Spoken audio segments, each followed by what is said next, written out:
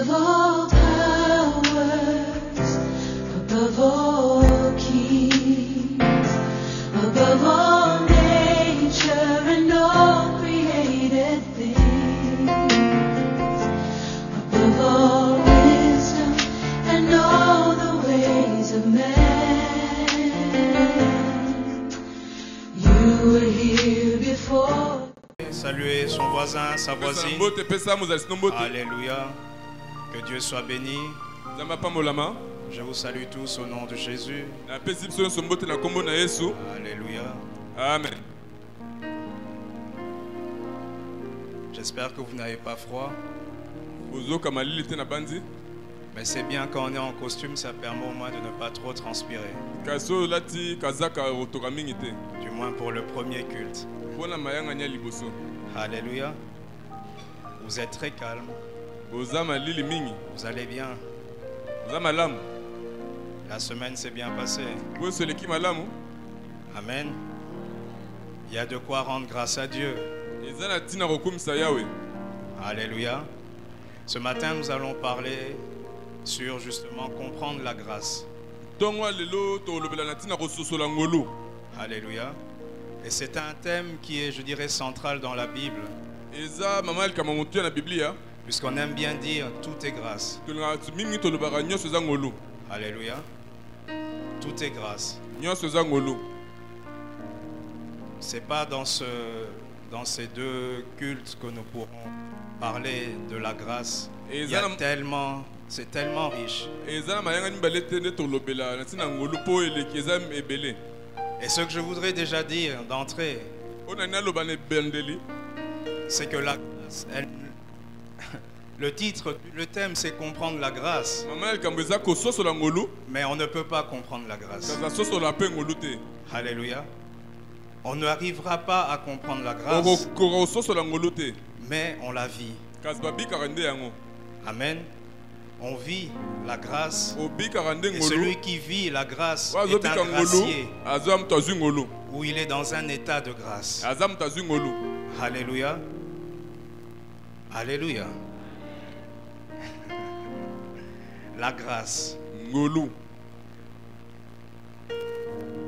Les prophètes ont parlé de la grâce sans savoir de quoi ils parlaient. Mais ils ont eu besoin de l'Esprit de Christ pour comprendre que ce dont ils parlaient, ce n'était pas pour leur époque. Amen. Quand Ésaïe prophétisait, ce dont il parlait est arrivé 900 ans après. Amen. Alléluia. Amen. Je ne sais pas pourquoi ça va alors que c'était mis dans le milieu du message.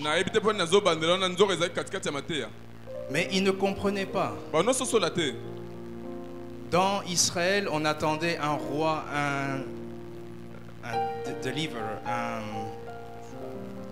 un délivreur, un libérateur. Ils attendaient quelqu'un qui viendrait d'une manière glorieuse. Mais la grâce est venue sous une forme inattendue. Amen. Amen. Et c'est pourquoi ils ne l'ont pas comprise. Et ils l'ont crucifié. Est-ce que vous me saisissez? La grâce est venue. Mais l'homme ne comprenait pas ça. Il s'attendait à une chose. Mais le Dieu de grâce est venu sous une autre forme. Amen. Et il a témoigné d'un amour. Un amour immense. Un amour qu'on ne pourra jamais comprendre. Alléluia. Et même les anges qui étaient témoins. La Bible nous dit que dans le lieu très saint, il y a l'arche de l'alliance. Sur le sommet, il y a deux chérubins qui se font face. Et ils regardent au milieu de l'arche où il y a le propitiatoire. Là où on propitiatoire. Là où on mettait le sang de l'expiation. Le sang qui faisait que Dieu nous soit favorable. Amen. Maintenant, les chérubins regardent vers cet endroit. Mais dans les descriptions bibliques, vous allez voir qu'ils se couvrent les yeux avec leurs ailes. Et dans 1 Pierre, il est dit, les anges veulent plonger leur regard dans cette expression de la grâce de Dieu, d'un Dieu infiniment grand, d'un Dieu saint, pour des hommes comme toi et moi, pécheurs, faillibles, et tellement infidèle.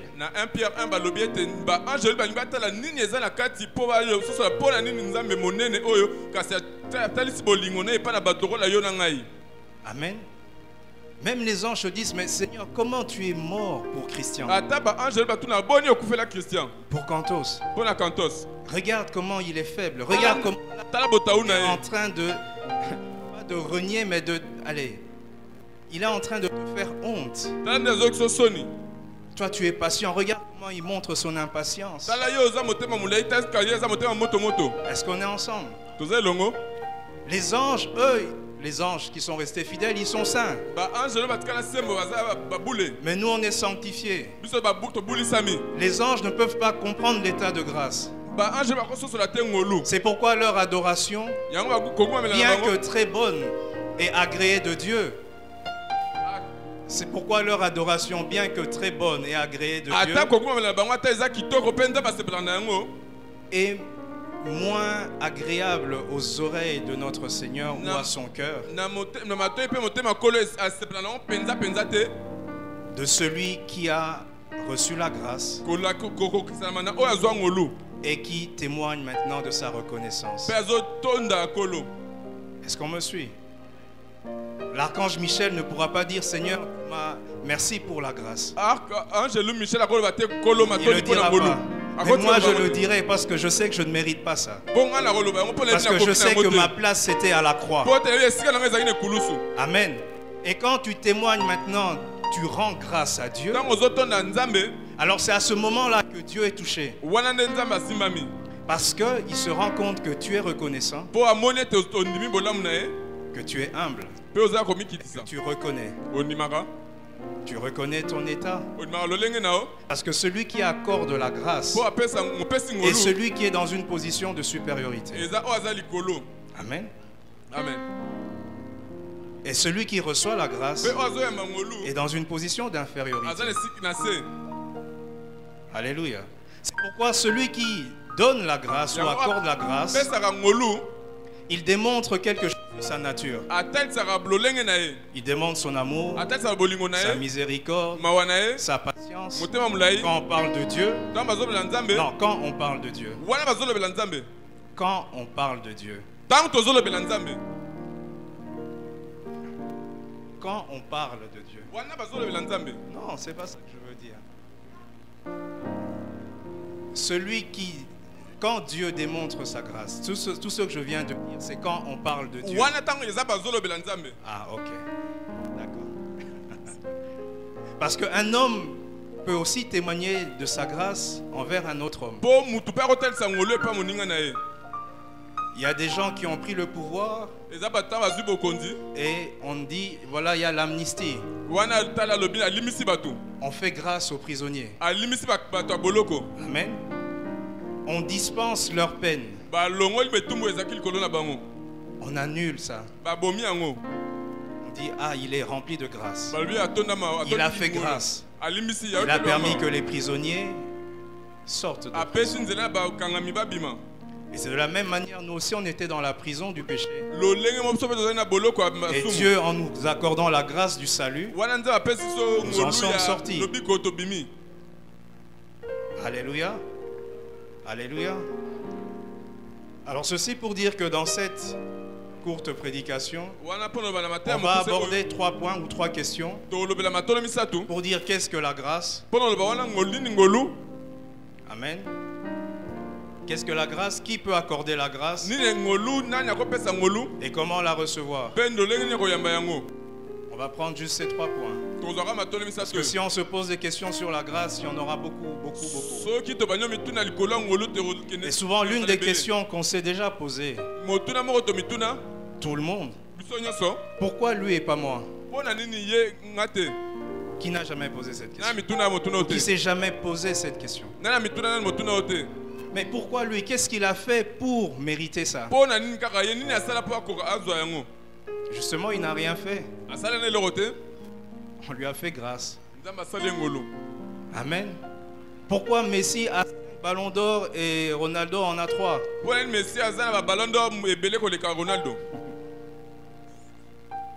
Pourquoi la fois où tout le monde était d'accord qu'il ne l'ait pas, il a quand même eu? Vous comprenez un peu?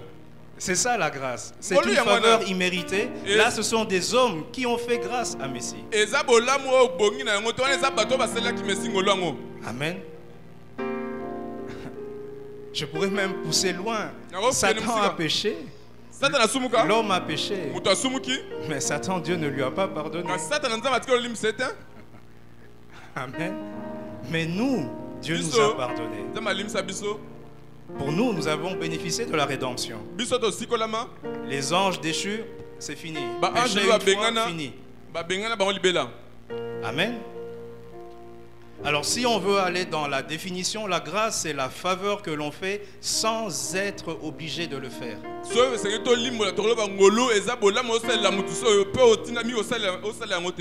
Ou on peut dire que c'est une faveur gratuite et imméritée de la part de Dieu. Alléluia. Alléluia. Amen. Et quand on parle de la grâce, c'est toujours dans un contexte de jugement. Vous allez voir, si vous regardez dans la Bible, quand on parle de la grâce, il y a toujours un contexte où Dieu est en colère, où Dieu va exercer un jugement, mais à cause de sa grâce, il va faire quelque chose. À cause de sa grâce, il va faire juste quelque chose qui fera que le jugement ne tombera pas sur tous. Il y aura un reste. Amen. Alléluia. Et nous avions dit que celui qui accorde la grâce, il démontre une certaine grandeur.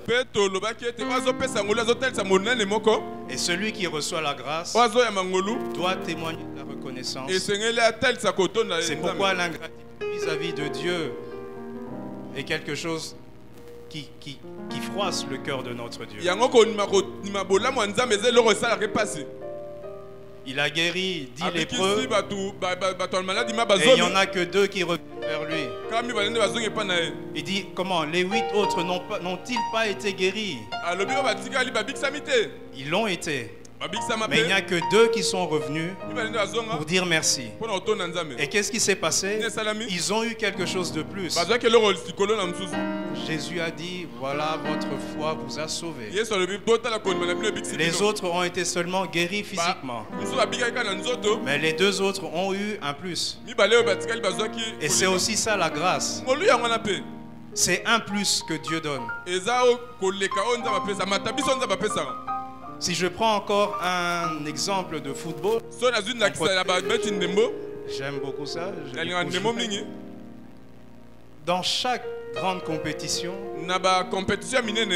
il y a toujours un joueur qui se distingue. Amen. Vous prenez par exemple la Coupe du Monde 1982. Paolo Rossi, c'était un footeur dans son club. Il a été mis dans les 22 en dernier. C'était le 22e qu'on a fait entrer dans la sélection italienne. Mais les Thierry Roland et autres, quand la Coupe du Monde a commencé, ils ont dit Paolo Rossi est dans un état de grâce. Tout ce qu'il, c'est comme si quelque chose est venu sur lui. Il suffisait qu'il ait le ballon, il marque un but. Il a le ballon, il se retourne, il marque un but. Il était dans un état de grâce. Tout lui a réussi. Il y avait des joueurs plus forts que lui, mais ils ne se sont pas démarqués. Parce que ce jour-là, ou cette période-là, la grâce était tombée sur lui. Il n'avait rien fait pour mériter cela. Il ne s'était pas entraîné plus que les autres. Mais la grâce est venue. Amen. C'est pourquoi j'ai dit, la grâce, on ne peut pas l'expliquer. Mais on la vit. Alléluia. Et grâce et faveur sont des mots, c'est presque des synonymes. Parce que dans la définition que j'ai trouvée, la grâce, on dit, c'est la faveur que l'on fait sans être obligé. Et la faveur, on dit que c'est la disposition à traiter quelqu'un avec bienveillance. Voilà.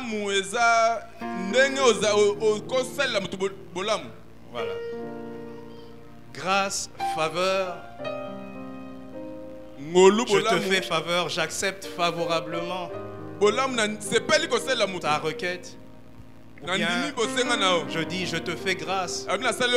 Ou bien tu vas vers un chef, tu lui dis, Seigneur, enfin Seigneur, un chef, tu ne vas pas dire Seigneur. Tu dis, je fais une demande de grâce. Amen. Dans les recours aux examens, on voit souvent ça. Demande de grâce. S'il vous plaît, professeur. Il me manque autant de points. Accordez-moi la grâce d'arriver à 10 sur 20 afin que je passe ça.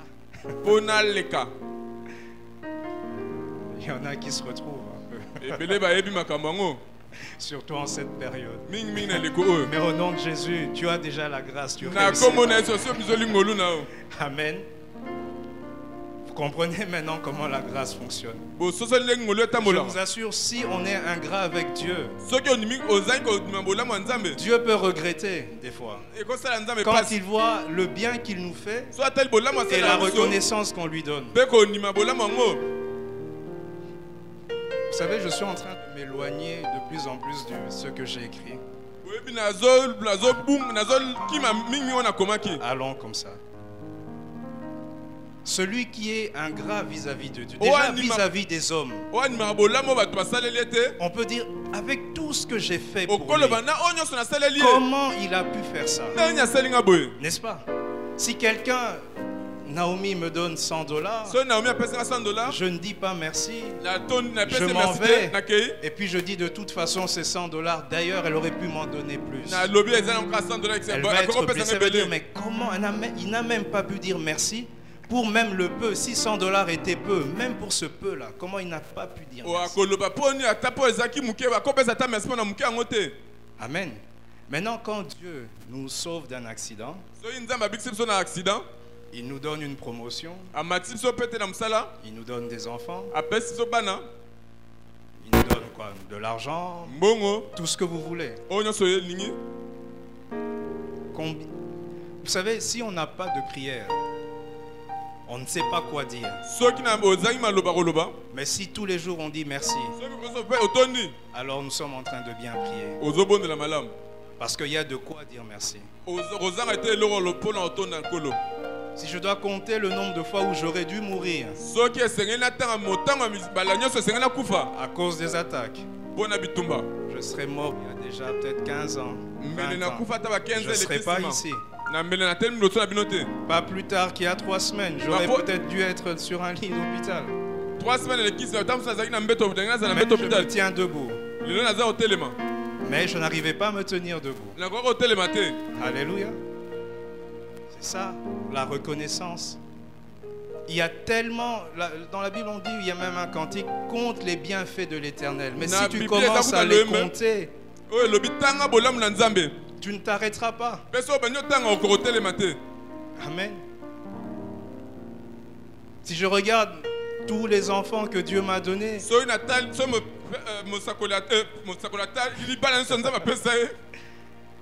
mais on était à chaque fois à un doigt de la mort. Un doigt de la mort. À telle enseigne que pour le dernier, je stressais comme c'est pas permis. Encore plus puisque je voyais que la mort était à côté. Mais aujourd'hui, il a 1 an. Merci Seigneur. Qu'est-ce que j'ai fait pour ça? Est-ce que c'est parce que j'ai bien prié? Parce qu'il y a les alliances de Dieu. Certainement aussi. Bien prier, je ne sais pas. Prier en tout cas, oui. Bien, je ne sais pas. Amen. Mais il a plu au Seigneur de me faire grâce. Alléluia. C'est pourquoi je dis, si nous ne témoignons pas de notre connaissance, alors nous sommes ingrats.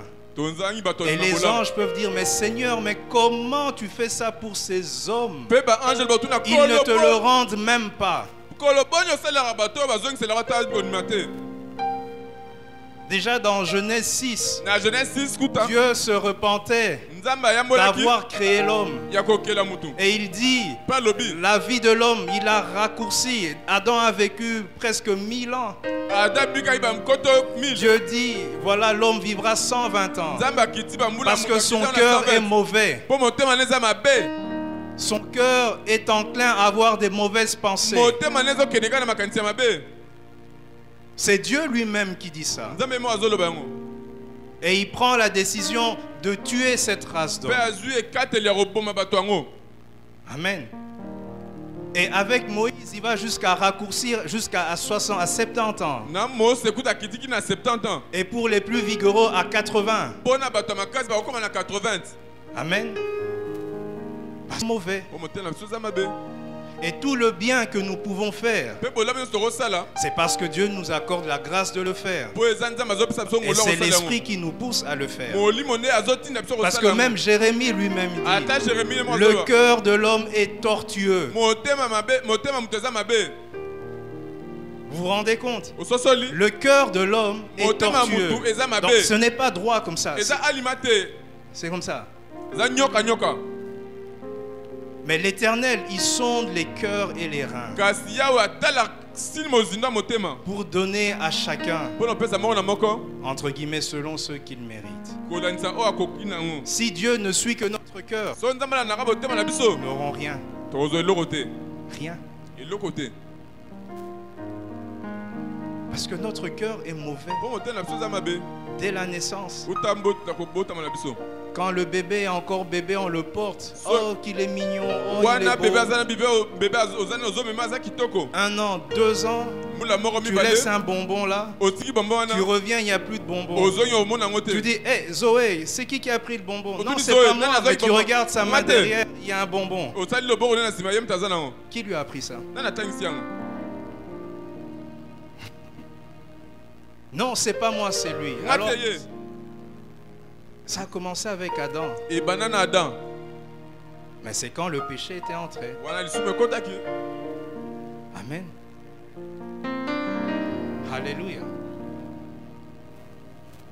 Oh mon Dieu,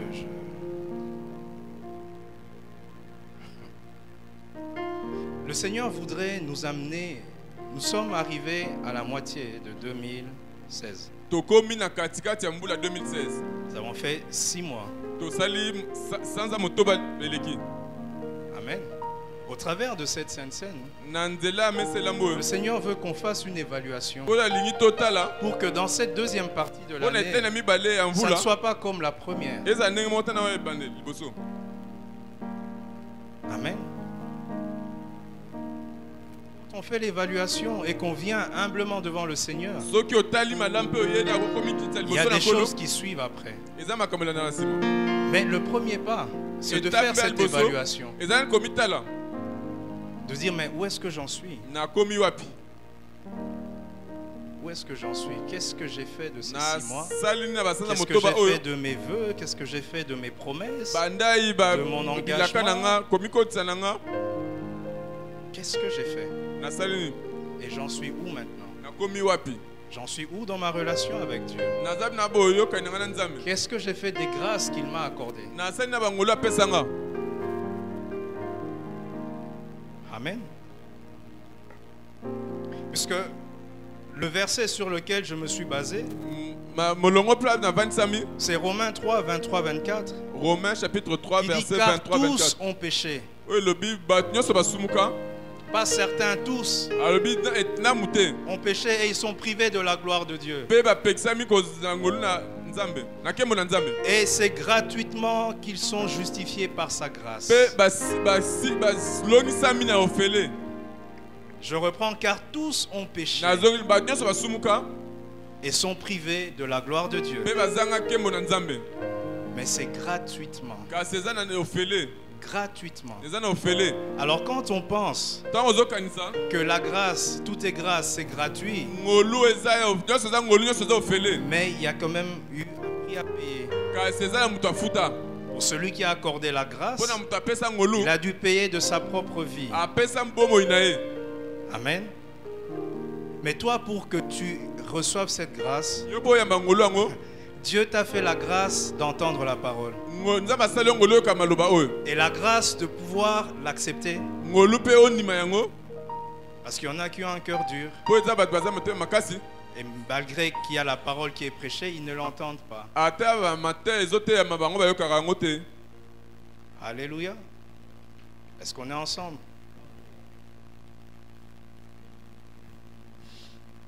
Qui accorde la grâce? On ne va pas aller, on a dit que ça soit l'homme, soit Dieu. Mais on ne va pas parler de l'homme. Quoi qu'il y ait beaucoup d'exemples dans la Bible, l'homme a accordé la grâce à un autre homme. Amen. Mais nous voulons parler de Dieu qui accorde la grâce. Et le premier témoignage de cette grâce, c'est le salut.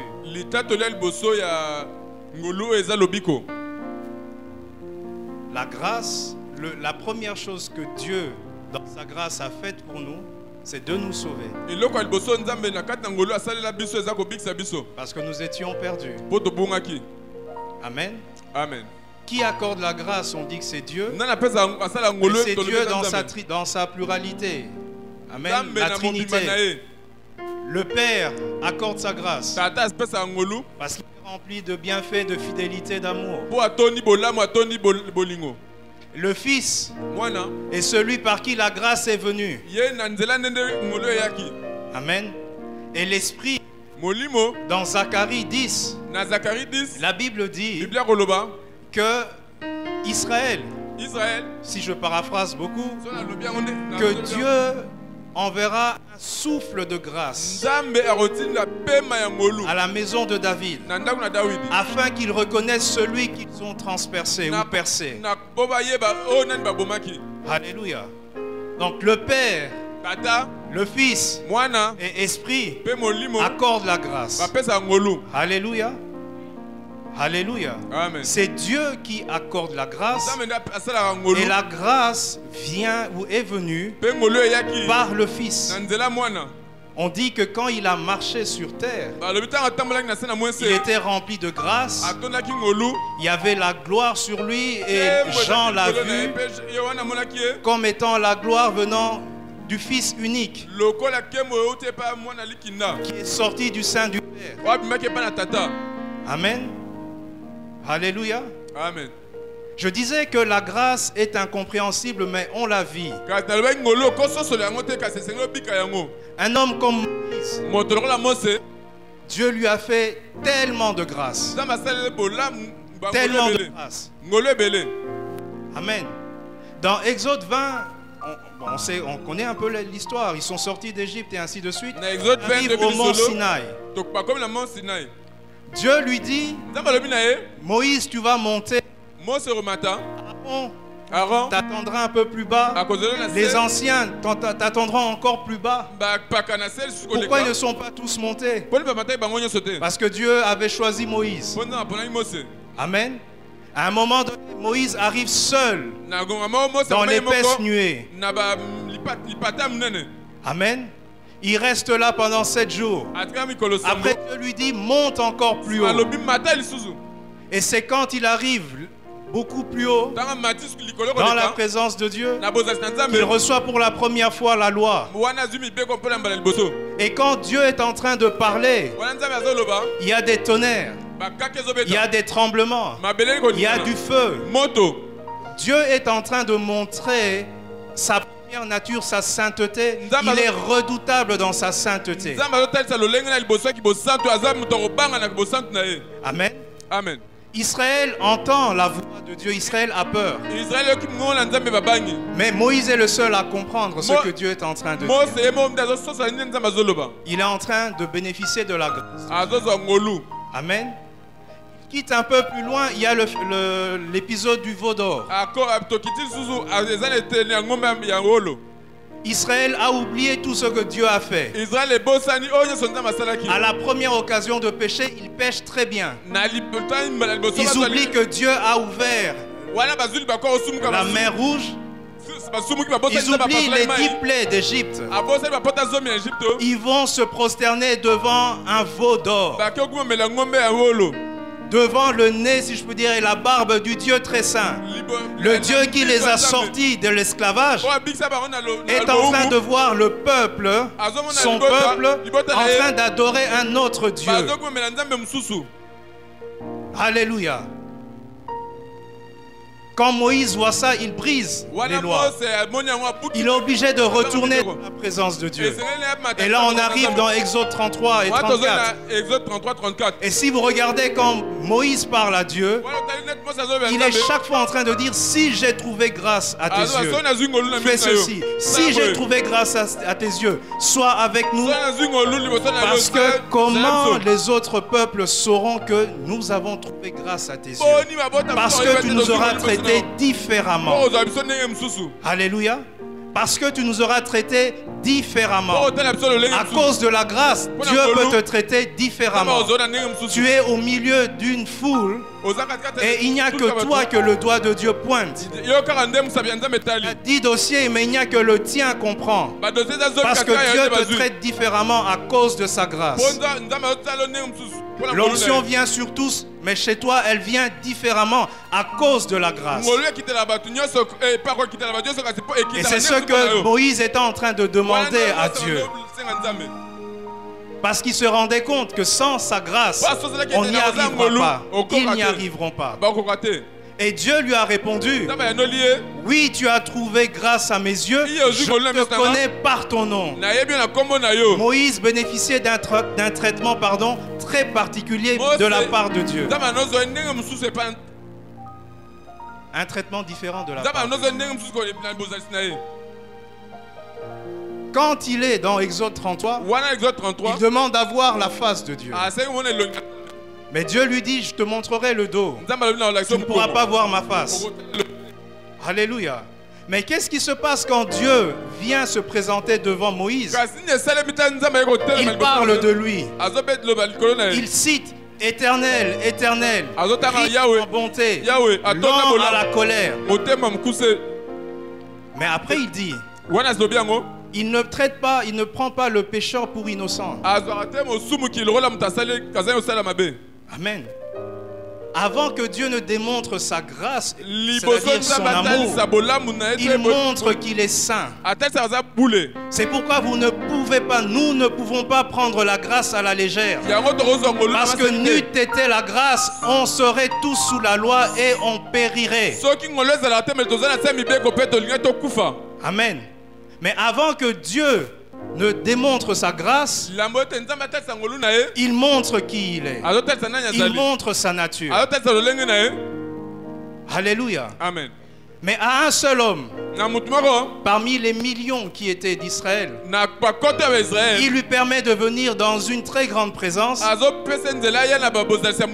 et de voir la grâce, mais de loin, ou de dos.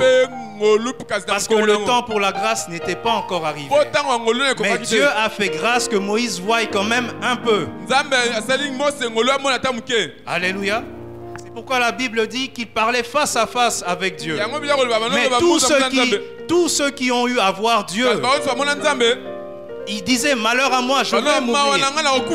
Mais Moïse ne mourrait pas. Parce qu'il ne parlait pas à pair, mais il parlait Dans l'Ancien Testament, il parlait à l'ange de l'Éternel, qui est la préfiguration de Christ, la grâce. Amen. À tous voient la manifestation de la loi. Mais un seul voit la grâce et vit la grâce. Un seul est connu par son nom. Tout le reste, c'est le peuple. Mais Dieu dit Moïse vient. Donc ça veut dire que même Aaron n'était pas connu de son nom. Josué ne l'était pas. Josué était avec Moïse. Mais Dieu dit, je te connais par ton nom, Moïse. Alléluia. La grâce. Comprendre la grâce. Mais la vivre. Et la démontrer. En voir les effets. Et être reconnaissant. Alléluia. Amen. Alléluia. Amen. J'arrive vers la fin. Un peu comme on y arrive. Quand la loi s'est manifestée, je viens de le dire, il y a un seul qui a pu bénéficier de la grâce. Mais la grâce est venue sur terre. La grâce est venue chez le peuple choisi. Et le peuple choisi ne l'a pas reconnu. La grâce est venue sous une forme humble, assise sur un ânon, pas sur un cheval, pas sur un ânon. Bon, un âne. Bon. Un âne. Comment on dit ça? Ah, même toi. Faut plus se moquer de moi. Hein. Bon, un âne, voilà. D'accord. Mais l'âne est moins gracieux que le cheval. Un roi ne va pas se mettre sur un âne. Un roi se met sur un cheval.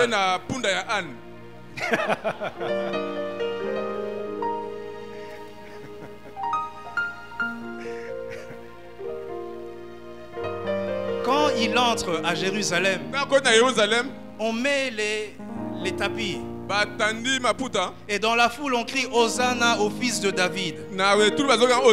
Jésus est en train de montrer là que c'est moi le Messie. Et c'est la parole de Zacharie qui est en train de se réaliser. Voici, ô fille de Sion, voici ton roi qui arrive, assis sur le petit d'un ânon. Pundaya âne. Amen. Mais il y en a qui disent Hosanna au fils de David. Et il y en a d'autres qui posent la question, mais qui est-il celui-ci? Et il y en a qui disent c'est le prophète Jésus. Vous voyez la nuance? Il y en a qui disent Hosanna au fils de David. Ils reconnaissent la royauté. Mais il y en a qui ne reconnaissent que l'office de prophète. Non, c'est le prophète Jésus. Et en plus, ils disent de Galilée. Amen. Pourquoi j'insiste sur Galilée? Parce que, comment il s'appelle, Nathanaël avait dit, est-ce que quelque chose de bien peut venir de Galilée? Donc ceux qui sont en train de dire c'est le prophète Jésus de Galilée, en fait, ils sont en train de le minimiser. Parce que rien pour eux, rien de bon ne peut venir de Galilée. Mais c'était leur roi qui était en train de venir sous une forme que eux n'ont pas connue. Mais quand il reviendra, celui qui était sur l'ânon et celui qui disait l'Esprit du Seigneur, l'Éternel est sur moi. Pour annoncer, pour délivrer les captifs et tout ça. Après il dit, pour annoncer une année de grâce. Mais il y a une virgule.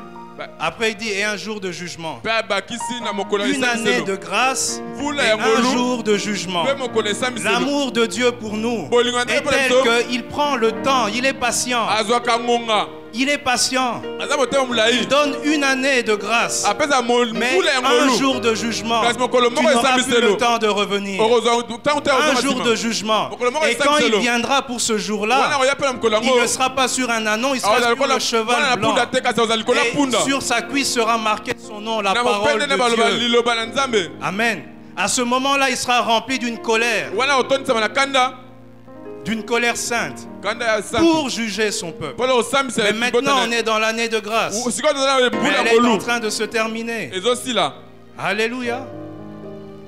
Quand il y aura l'enlèvement, ceux qui vont se convertir, ça sera de leur vie. Amen. Quand l'église sera partie, aura rencontré son époux. Il y en a qui resteront. Il y en a qui vont se convertir. Mais ça ne sera pas dans un culte comme ça. Ça sera en cachette. Il y aura une telle oppression. Une telle oppression que même pour confesser ta foi, ça sera au risque ou au péril de ta vie.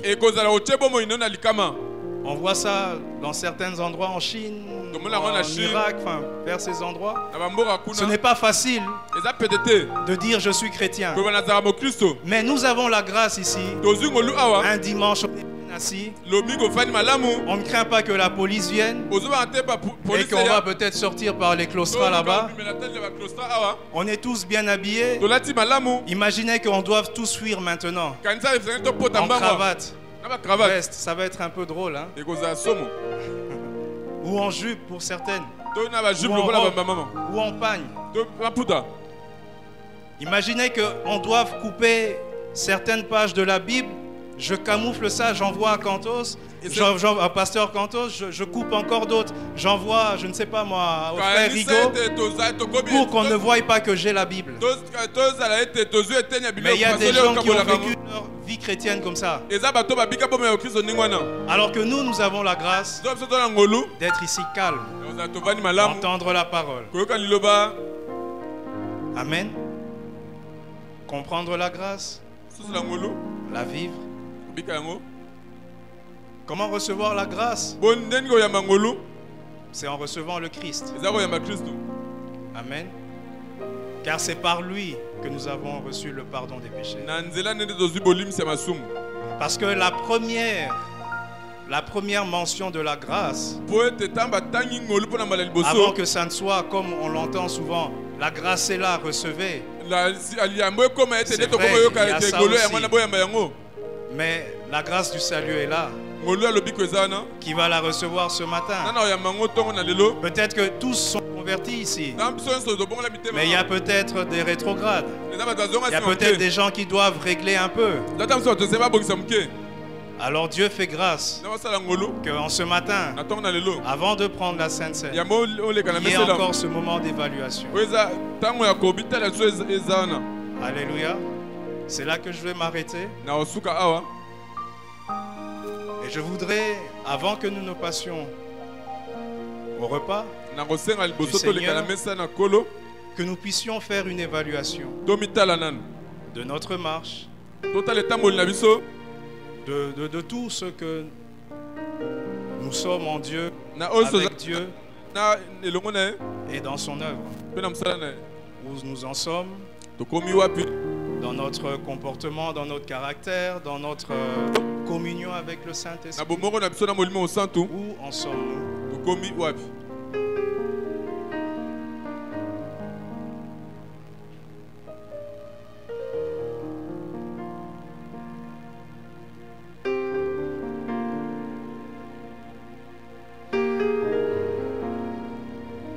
Tu as 2-3 minutes pour le faire.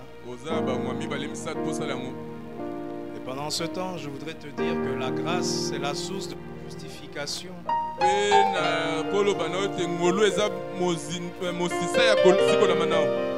est justifié par grâce.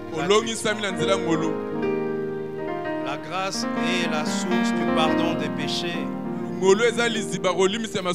Parce que nous sommes sauvés par grâce, non pas à cause de nos œuvres, afin que personne ne puisse être fier de lui. C'est par grâce que nous sommes sauvés. C'est par grâce que nous avons le pardon des péchés. C'est aussi par grâce que nous pouvons revenir vers celui qui nous a aimés le premier.